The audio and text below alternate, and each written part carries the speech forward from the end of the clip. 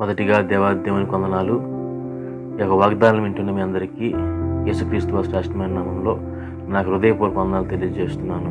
దేవుని యొక్క వాగ్దానము ద్వితీయోపదేశ కాండము 31వ అధ్యాయము 6వ వచనం. భయపడకుడి, వారిని చూచి దిగులు పడకుడి, నీతో కూడా వచ్చువాడు నీ దేవుడైన యెహోవాయే, ఆయన నిన్ను విడువడు, నిన్ను ఎడబాయడు. మరొకసారి చదువుతున్నాను. ద్వితీయోపదేశ కాండం 31వ అధ్యాయం 6వ వచనము.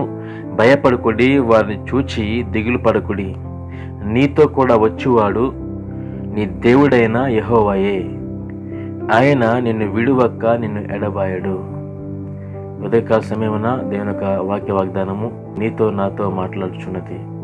మోషే యెహోషువకు చెప్తున్నటువంటి మాట చూడండి. దేవుడు వాగ్దానం ఇచ్చిన దేవుడు. ఆయనకు వాగ్దానం ఏంటంటే కనుక, నేను మిమ్మల్ని పాలు తేనెలు ప్రవహించే ఒక దేశంకు నేను తీసుకువెళ్తానని చెప్పేసి దేవుని యొక్క వాగ్దానము సెలవిస్తున్నది. అయితే అక్కడ ప్రాంత వాసులు చాలా భయంకరులు, క్రూరులు, దుర్మార్గులు. అయితే ఇక్కడ దేవుడు మోషే ద్వారా యెహోషువను బలపరుస్తున్న విషయం ఏంటంటే కనుక, దేవుడు తనతో వాగ్దానం ఇచ్చినట్టు విధంగా అనేక కార్యములు మోషే ద్వారా జరిగించున్నాడు. అయితే నూను కుమారుడైనటువంటి యెహోషువ తర్వాత మోషే యొక్క బాధ్యతను పుచ్చుకోవాలి. చిన్నవాడు కాబట్టి దేవుని యొక్క కార్యములలో అనుభవం తక్కువగా ఉన్నవాడు. అయితే ఇక్కడ మోషే ద్వారా దేవుడు యెహోషువను బలపరుస్తున్న విషయం ఏంటంటే కనుక, నీవు భయపడకు, వారిని చూచి దిగులు పడకు, నీతో కూడా వచ్చేవాడు నీ దేవుడైన యెహోవాయే అన్న విషయాన్ని యెహోషువ గుర్తు చేస్తున్నాడు. ఈ రోజున మన యొక్క జీవితంలో కూడా మనం తక్కువ వారమే, మనం చిన్నవారమే. అయితే దేవుడు మన పక్షంలో ఉన్నాడు, అది మాత్రం మర్చిపోవద్దు.